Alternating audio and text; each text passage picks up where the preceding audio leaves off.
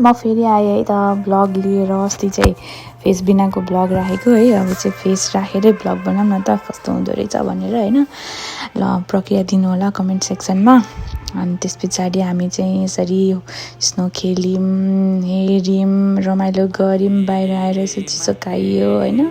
अनि पछि त एकछिनमा घाम लाग्यो यसरी, अनि पुरै कस्तो राम्रो देखिरहेको थियो। अनि फोटोसोटो खिच्न भनेर हतार हतार बाहिर निस्क्यौँ। अनि फोटोसोटो यसो क्लिक हानिहाल्यौँ होइन। मुख पनि धोएको थिएन खासमा भन्नुपर्दा, उठ्ने बित्तिकै यसो हेर्दाखेरि कति राम्रो देख्यो। हतार हतार निस्केर फोटो खिच्यो। अनि मेरो नानीको चाहिँ पहिलो स्नोफल थियो यो, अनि उसलाई देखाउन भनेर निकालेको, पुरै खुसी भइरहेको थियो।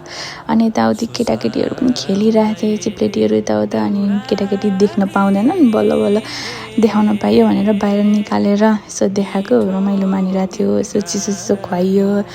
यति हो, आजको दिन यसरी नै बित्यो।